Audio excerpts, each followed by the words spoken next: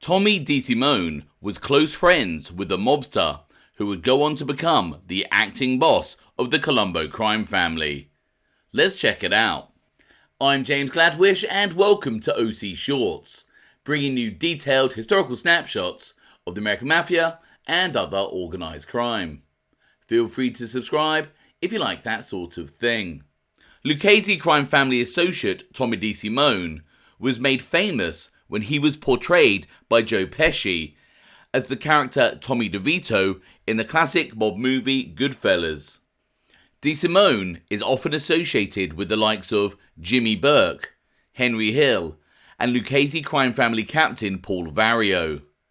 But what is rarely discussed is that Tommy DeSimone was close friends with future Colombo crime family acting boss Vic Orena. Orena and DeSimone can be seen together in this photo. From left to right, Jimmy Burke, Henry Hill, Tommy DeSimone, Vic Orena, and Lenny Vario, son of Paul. In the early 1990s, Colombo crime family acting boss Vic Orena would famously go to war against imprisoned official family boss Carmine Persico, leading to many murders. I sat down with mob historian and former journalist Larry McShane, author of the book Little Vic and the Great Mafia War, to discuss the relationship between Tommy DeSimone and Vic Orena.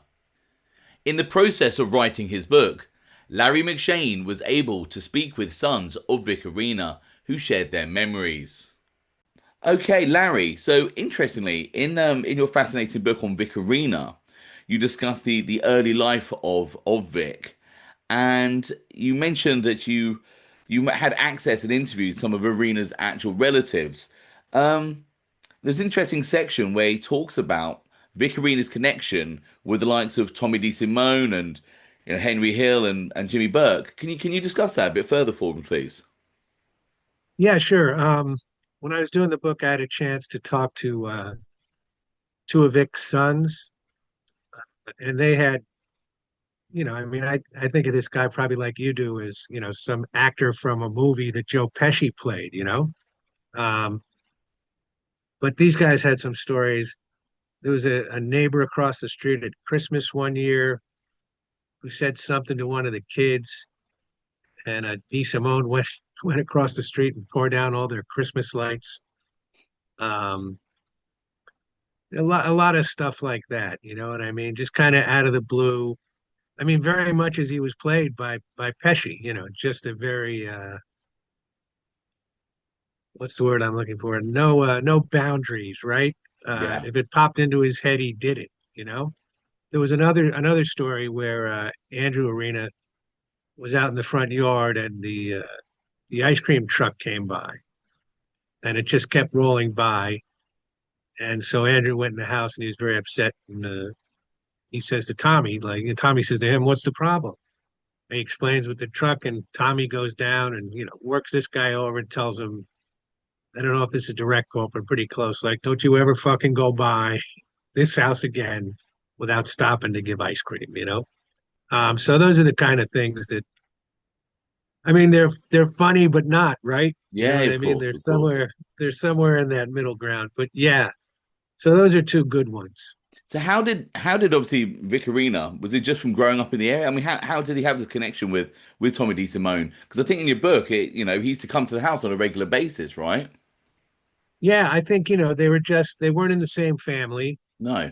but they were in the same business. And they're about the same age.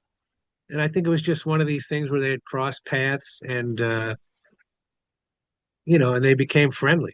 And not strictly business, but as friends. So yeah, so obviously through him, obviously you got to meet like Henry Hill and Jimmy Burke. So moving on slightly from that, I mean, what can you tell us about Vic Orena's induction? Because he doesn't seem to be listed in obviously the late 1970s section when the books were reopened. So I mean, is it insinuated that he was one of these kind of Columbo ones which kind of slipped under the radar in the 60s? What are your thoughts on it, Larry? I think that he actually got made. I'm trying to look here at my notes. in like 73 when they opened the books, 1973, I think. Okay, because I mean, Um, a lot of the FBI files indicate, there was meetings and they were kind of opened in January 76. But the Colombos especially, they got Ali Boy Persico, the brother. He was done in like 72, and they made him okay. out of state and then transferred him in. And there was a couple of Yeah. instances like that, and I didn't know if Arena was a kind of a similar thing. Yeah, my notes here say Vic was made in 73. One of the reasons for that was he was not a guy coming in with any sort of a rap sheet, you know, so he was not likely to be on the FBR radar. Yeah. He was obviously more earner than gangster. So if we jump ahead a couple of decades, and Sure. obviously everyone knows that in the early 90s, the Colombo crime family split into two factions, one supporting the acting boss, Vic Orena, and one supporting the imprisoned official boss, Carmine Persico. And obviously there was multiple, bloodshed and things like that. But I think what's rarely discussed is that the Vic Orena and his relatives and his sons and things like that were actually close with the Persicos, before this. So, I mean, you write about this in your book because obviously you interviewed the Vic Orena's sons. I mean, what can you tell us about? I mean, these guys actually did business with them and on a friendly basis. Yeah, they were almost like I want to say family, maybe that's too much, but like, your Yeah, like cousins who extended you see family all the sort of time. thing. Yeah, Yeah, right, exactly. Your cousins who come by at Christmas or whatever.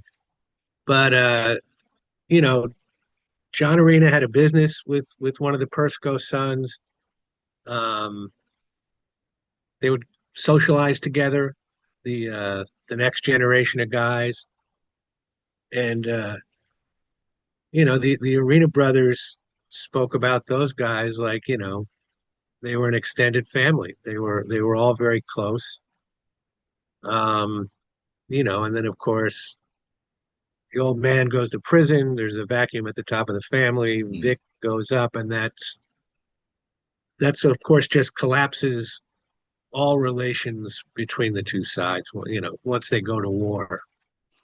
Obviously when it was all ended, and it's quite a vast number of mobsters from the Colombo family obviously ended in prison. Vic Arena's in there for life, and Persco died inside. But obviously, Pete Persco had got in before. I mean, was the rift ever healed? I mean, in the arena's heads, what was their thoughts on it? Because the war No, I don't. finished, but was all the bad blood gone, or was it still there? Well, I mean, don't forget when the war finishes, two of the Arenas are still in jail. Yeah, They get out afterwards. The old man is still in prison yeah. now, um, which is astounding.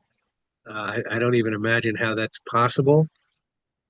And the Arenas would argue that they did not fire the first shot. The first shot came at their father when he was, I think, the day after a meeting between the two sides to sort of suss things out. Yeah. So I don't think I don't think the Arenas are making plans to have any of the Persicos over for a New For Year's Sunday meal dinner, this year. yeah. Yeah.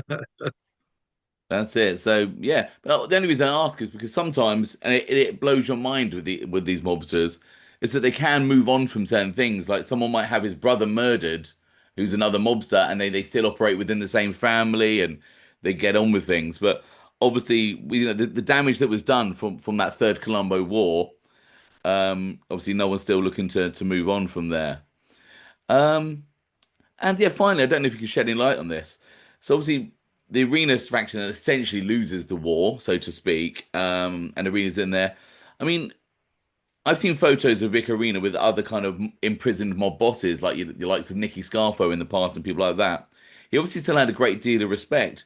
I mean, did he have a was he did he maintain a rank in prison? Could he still earn? What do you know about that at all? I don't think he was earning anything in prison.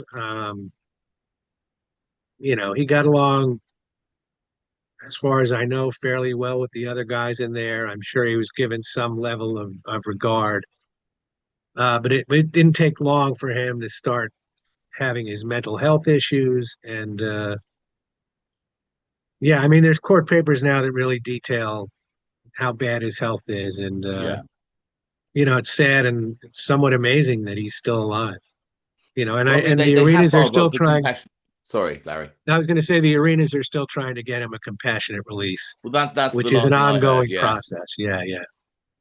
that's it. But quite a fascinating individual. I think I read one wiretap by I think it's a relative of Profaci, one of Profaci's sons, and someone like that. And they were talking about the war and how it was kind of brewing. And he said, "Oh, Vic Orena's a gentleman. Right. He was seen in those kind of terms, whereas people often say more disparaging things about Persico. But Orena appeared to be quite well liked. Yeah, and look, everybody lived in Brooklyn, right? He did not. He lived on Long Island. He was like a guy, if you looked at him from the outside, who was waiting for the bus to go into the city and start his job. Um, and I think that really differentiated him from, a lot of the other bosses we saw with, Gotti, for example. Uh, he was a much more low-key guy. He's the father of five. Uh, so yeah, it's just funny the way things turn and how, this argument over who's going to be the boss of a family that's about to implode because of its own actions Yeah, couldn't come to an agreement, right? exactly. There is a link to Larry McShane's book on Vic Orena in the comments below. Let me know your thoughts on the topic covered in this video. I hope you found that interesting. Thanks for watching.